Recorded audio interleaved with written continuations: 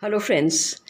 I'm back again. This time, not with my own poems, but with the poems of Feby Joseph. And let me tell you that Feby Joseph is one of the most promising young poets of the country, and I am not exaggerating at all. I mean every word.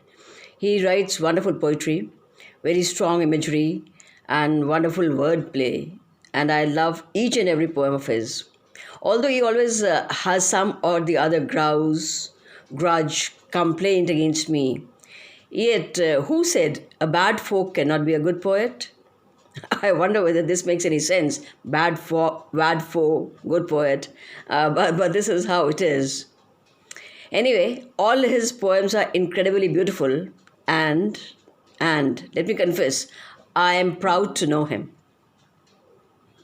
So the very first poem that I am going to read is a very touching poem, and it is called The Remembrance Flower. The Remembrance Flower. My skin is like the moon. My skin is like the moon, scarred by each visit of your memory. The days of sunny unremembrance are often interrupted whenever you blow in with the west winds, and your unseasonable appearances play havoc with my gardens. The sun disperses into clouds that cover the charcoal skyscape, and my roses turn into ashes. Except for those sleeping red buds, all it takes is the memory of you, and my skin blossoms into a field of thousand shimmering poppies, thick rows of wounds that open to gasp, to absorb every bit of you in the mist. This must be penance for borrowed time.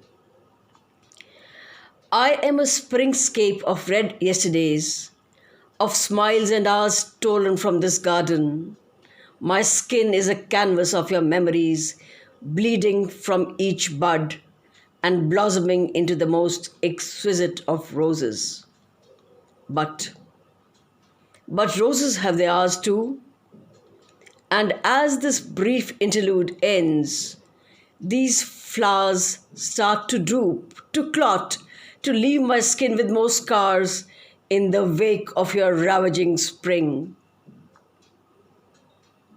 My skin is a diary note of every time I remembered you. I am a garden. I am a garden of almost dry wounds. Almost, for they never clot completely. They wait. They wait in dry, viscous buds. In a brief season of unremembrance, they wait for your next sojourn, for the next time you blow in like the spring. And these dormant buds can bloom, they can blossom, to dance, to remember, to heal, to wound once again. My skin is like the moon. My skin is like the moon, scarred by each memory of your visit. What a poem. What a poem, Feby Joseph. Hats off. I'm tongue tied. Just love the poem. And the second poem of Feby Joseph is Lackadaisical doesn't lack anything, or does it? There are blind spots in the night when sleep wakes up to keep insomnia company. Those bits are erased in the morning when 7 a.m. demands a day. And so, I give in to a day marred with the enthusiasm of a patchy peanut butter sandwich. It too hasn't had time out of the refrigerator, thrust into a sudden inferno. Eager bird songs draw my heavy lidded eyes to the sky, inherited from my father, who was never lackadaisical. For him, 7 a.m. meant a crisp newspaper. And and a cup of coffee strong as molasses and eagle brown, steaming yellow bananas, and a blueprint that charted more than just the fences he built on desert roads. Because camels don't know highway etiquettes, he used to say, as he circled certain lines in red, my milk always had to be deskinned, and I often fell asleep at the dining table. Not anymore. Not anymore. Not without my father sitting across, throwing life lessons at me. Now he hangs. Now he hangs in a smiling limbo, and flowers my mother dusts. Sometimes she forgets. I am my mother's son as well. I forget the alarm once again, just like my father's words. I leave you this sky till it as you see fit. And so, I counted clouds. My father was furious. Some lessons had to be learned the hard way. And I wonder about my heritage. The detours and folks and cities meant for a few lifetimes, crammed into half an existence, marked with counting mistakes. Only now I call it experience. Last night I forgot my father's words, forgot his face, and then remembered him all over again. His gospels have mellowed over time. I throw the newspaper away, pick up a carefree daisy enjoying a fly, and learn the beauty of amnesia and disinheritance. Maybe a lavender could mean red. Well, what can one say about such a beauty of a poem? There are certain lines in the poem that will never leave me. Beautiful poem, Feby.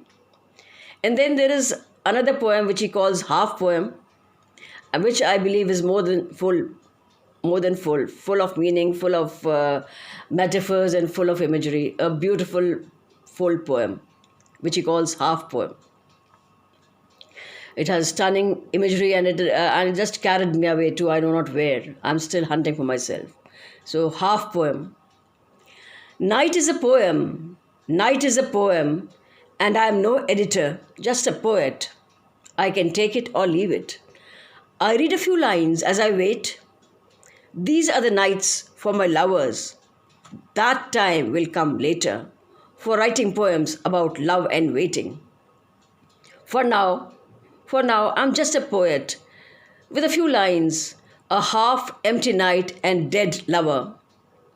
I travel in an 11 p.m. rickshaw. They are faster at night. They gain velocity from the moon, and the driver, uncouth, rough, and sweaty sandalwood, is an earthy hero. I lean in as he recites his poem. I add a few refrains. He's no editor, and my night is just half a poem.